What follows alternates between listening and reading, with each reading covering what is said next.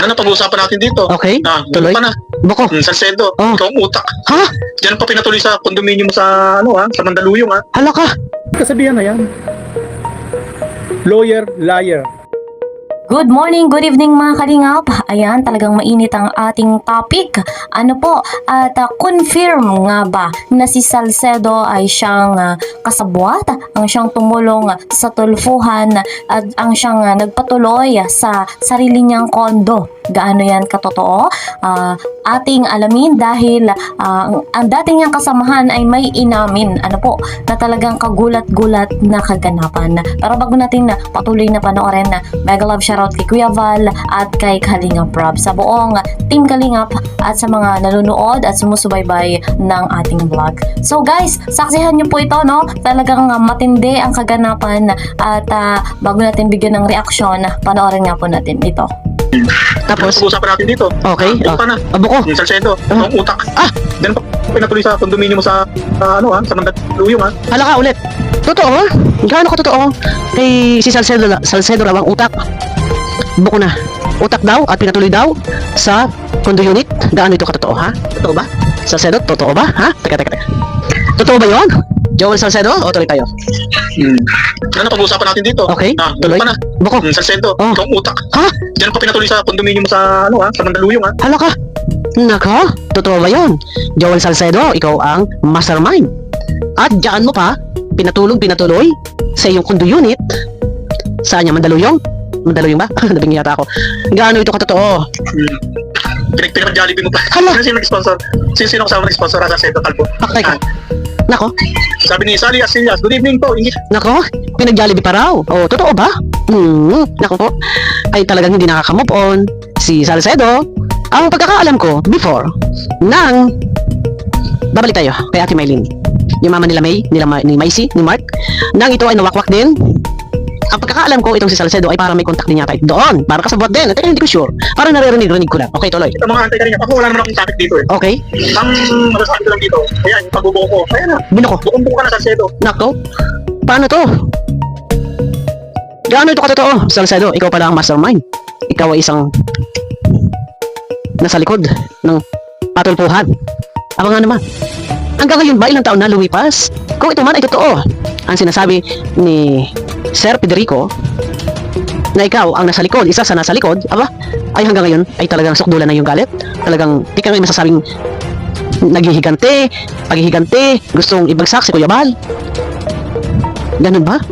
Aba, ay kahit kailan, talagang hindi na nawala sa iyo, sa iyong isip ang kalingap. Parang sukdulan ng galit mo yata, ano? Ewan ko kung may nakakaalam na ito. Oh. Ewan ko sa kanina. Ako, kilala kita eh. Oh, Kilala kita sa Salcedo. Nako. Naging kaibigan kita. Ah? Ay, ikaw nabituka mo. paktay ka. Good evening. Sabi ni Sally Arcillas, good evening po. Nako, tingnan natin ang video ni Salcedo kung gaano katotoo. Ito ba kaya ay talagang may katotohanan at di umano ay doon daw pinatuloy sa kanyang condo unit. Parang may naririnig ako na sinasabi niya meron siyang kondo. So binuko. Ay may mga ibang nag-reaction na yata dito. Parang na-reaction na yata ni Kuya Bal at alam na niya ang mga nasa likod. Mahaba yung mahaba to, abangan niyo ako bukas ano po. Ingit ang mga antay kanina. Nadamay na ang wakwak, sir. Damay. Sino naman kasi nag-utusan yun? Sinyo. Para lumabas sa kanina. Ah, Ano kayo magagawa sa kanina?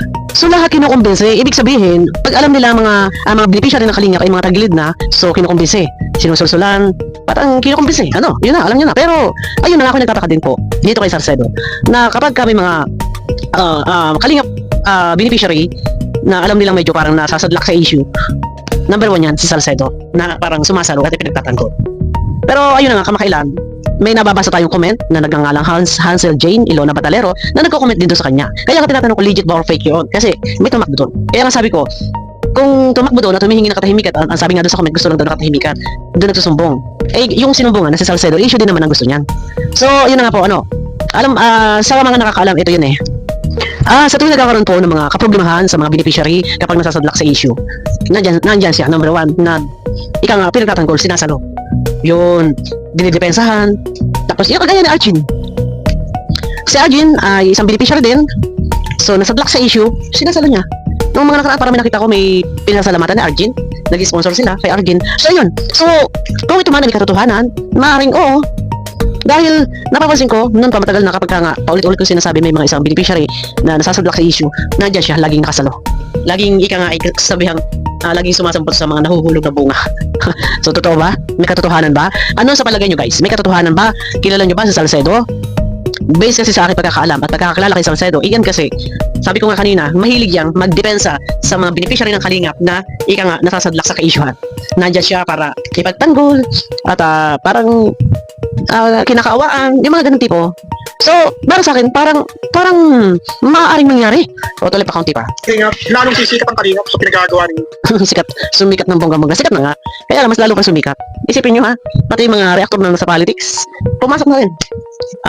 Kumbaga, ika nga, isumawsaw na rin sa mga ka-issuehan ito. So, sikat, hindi talaga sikat ang kalingap sa buong mundo. O, tuloy. Kala nyo, kayong pabagsakin ng kalingap.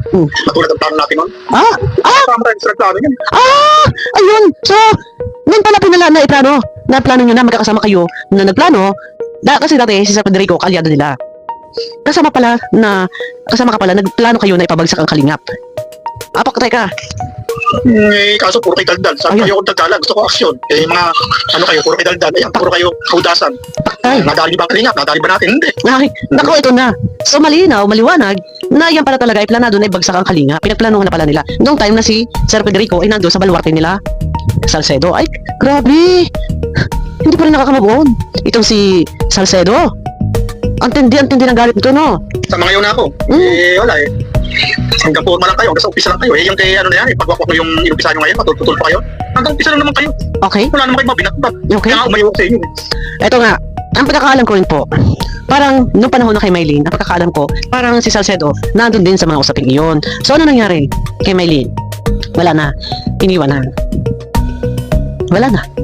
Kasi nga hindi na viral. O, diba? Kasi ang nangyari din noon, wala. Nagpasakop. Ang lahat ng mga umalis sa kalingap, mga nawawakwak, wala na. Para iniwan na ng mga sponsor. Wala na. Okay?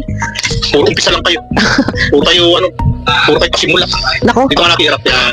Nako, binulgar na. Ito na, bulgar na to. Binulgar na. Hilo-hilo sa mata ko eh. So, sa madaling salita, Anong nangyari kayo ngayon? eto, sa madaling salita, ito ay, kumbaga parang, Ano?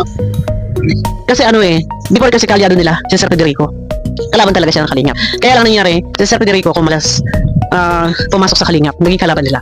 So, alam niya yung galaw sa loob, na plano, na ibagsak ang kalingap, nag-uusap-usap, may mga group chat eh. Kaya pasensya na kayo, may dito, nanay ako eh. Okay. Ano? Ha? Hindi ko makabubuan? Parang gusto sila ng kalingap, no?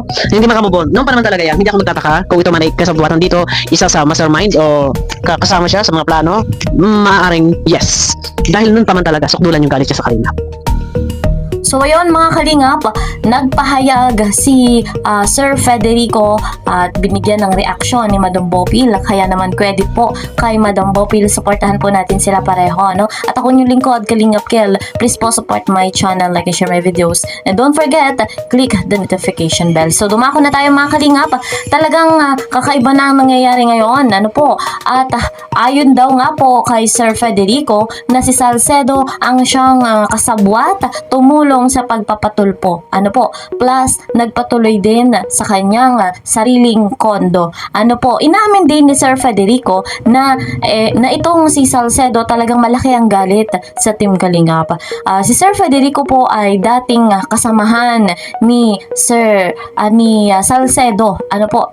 Magkasama yung mga yan sa isang community at nabanggit nga ni Sir Federico na dati nga daw pong planong pabagsakin ang Team Kalingap. Grabe guys, yun yung kanilang plano dati at simula nang mapunta si Sir Federico sa Kalingap, nagbago siya at napunta nga po dito sa Team Kalingap ay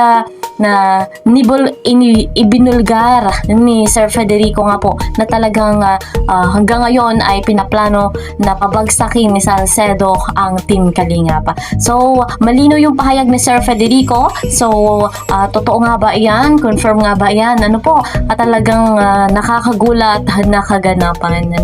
Sa pagkakataong ito, talagang marami pa tayong dapat abangan. Marami pang pasabog ang sasabog. So, guys, lagi nating tatandaan na patuloy nating susuportahan si Kuya Val sa kanyang labang ito.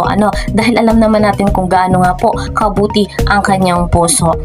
At alam naman natin na talagang pinakang salarin ng lahat ang hindi tumitigil, ano po, si Dr. Love. Ano po, siya ang nagsimula ng lahat at hindi tayo susuko na ipaglaban ang ating nag-iisang ama ng Kalingap. So hanggang dito na lamang po muna. Lagi niyong tatandaan, we are one Kalingap, one family. Bye-bye!